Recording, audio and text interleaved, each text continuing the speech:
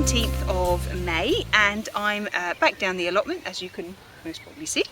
And what I've come to do today is I'm going to carry on from where I left off yesterday morning.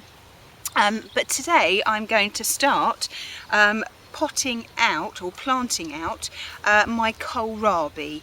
I sowed these from seed in the beginning of spring and then I potted them up into 3-inch pots, and they've been growing in the greenhouse, the one at home, and then I moved them down to the one in the allotment, and they've been growing quite happily, and now they're just about the right size to go out into the big ground outside. So they're there.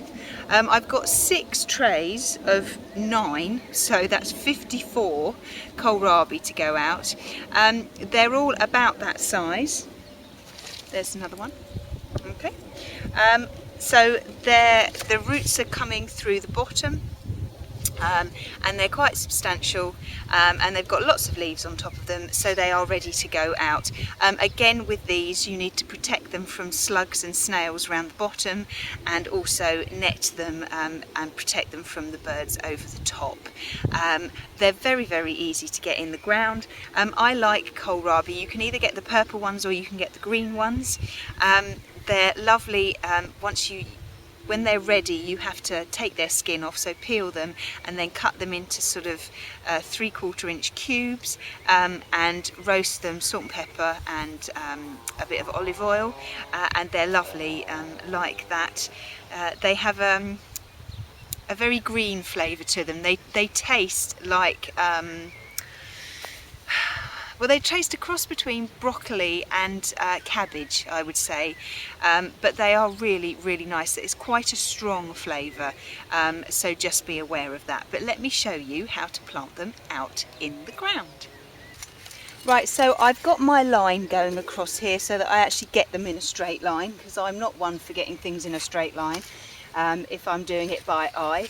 And just make sure that you've dug over the bed, you've removed any weeds that are in there, and to plant them all you need to do is to dig a nice deep hole.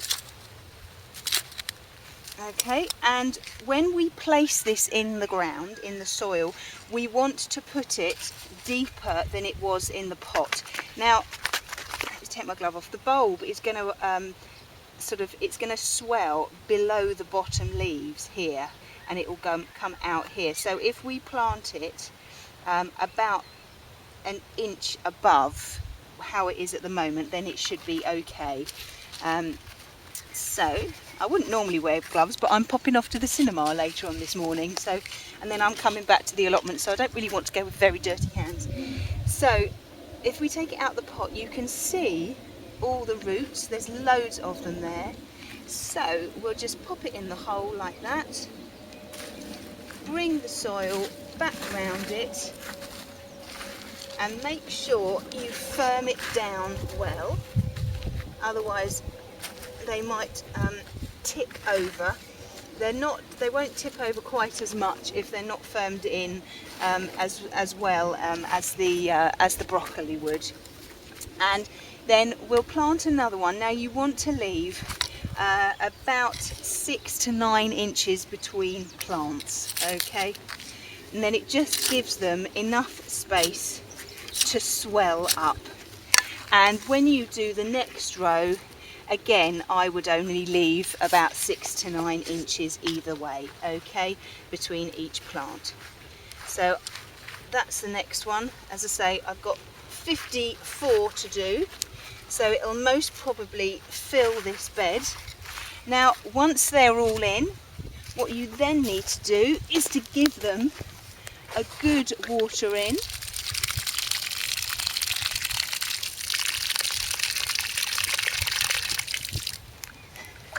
And then protect them from the slugs at the base. So however you wish to do that, Now, we didn't have any rain last night, and I looked at the broccoli that I planted yesterday, and there are lots of little silver trails all the way across the soil.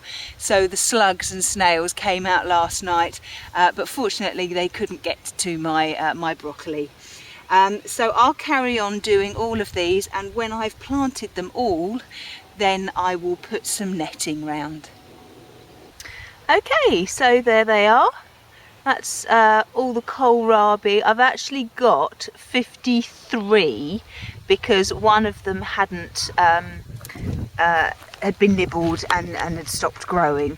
But all I've now done, once I've watered them all in, I've put a few little slug pellets around the bottoms of them, and then all I've done is I've just put some netting on the top. It doesn't need to be particularly high because these won't grow that high. They'll most probably grow to about 9-10 inches high, but they'll actually push the netting up. The netting's very, very light, so it just sort of gently rests on top. So that's those. I'll just water them regularly until they're established, and hopefully I should be harvesting them late July, but most probably August. But when I come to that, I will show you. And now I've got to move on to the next thing. Right, well, I've filled in a few holes.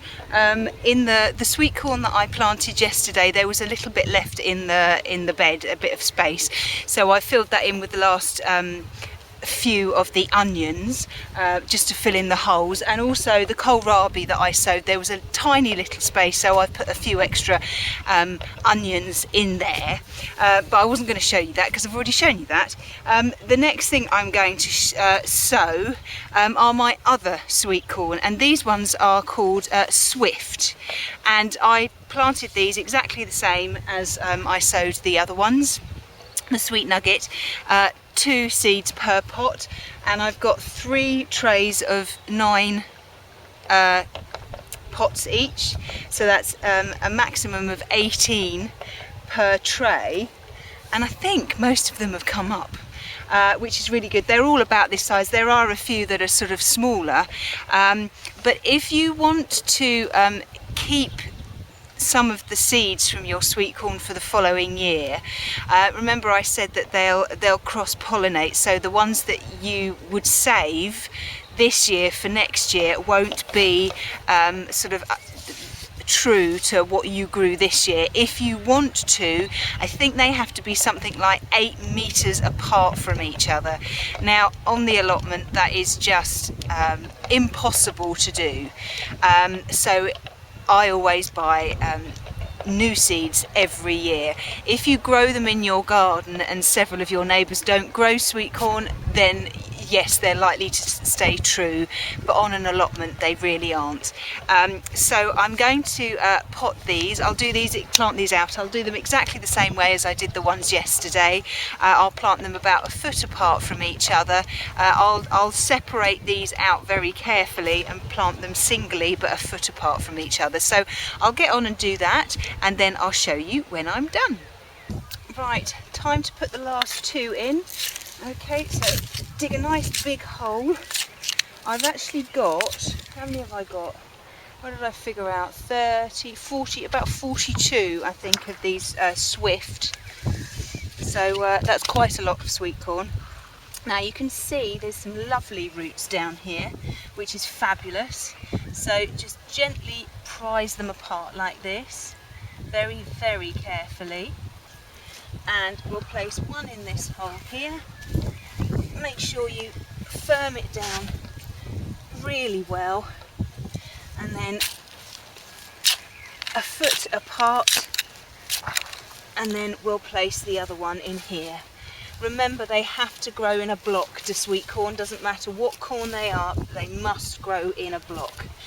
Now once they're all in, we'll give them a good water.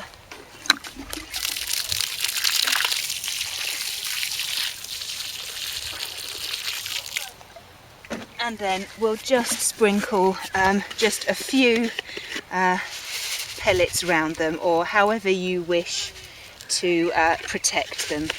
So I'll just finish doing those and then I'll come back to you in a minute. Right, so I've watered and protected them from slugs and snails. I did have one that was just really small. It's only about 3 or 4 inches tall, and to be honest with you, it's not grown particularly well, nowhere near as well as the others, so I'm going to discard that one. And I wanted to show this one to you as well. It seems to have been nibbled right on its growing tip here. It would have been a good size actually, but because it's been nibbled right on its growing tip, the likelihood of it growing any higher is very, very remote. Usually if you find this with plants, if the growing tip has been nibbled or pecked out, then it's not going to grow. So unfortunately I'll have to throw that one away, which is such a shame, because the root system must be really good, because it's all starting to come through the pot.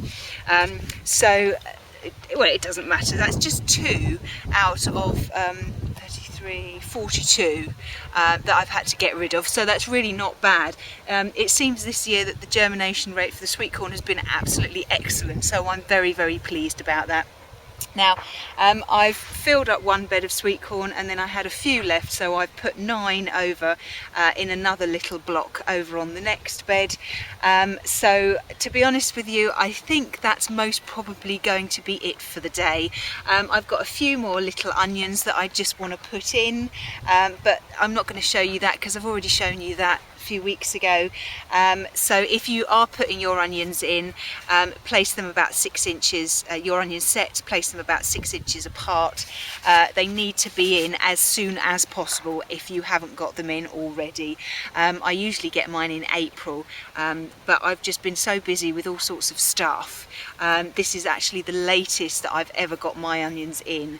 I've only got a few left, about half a tray, so it's not many, so I'll quickly get those in and then I expect it will be time for me to go home. Well, I'll say that that's it for the day.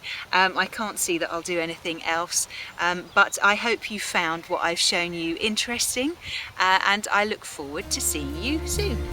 Bye bye.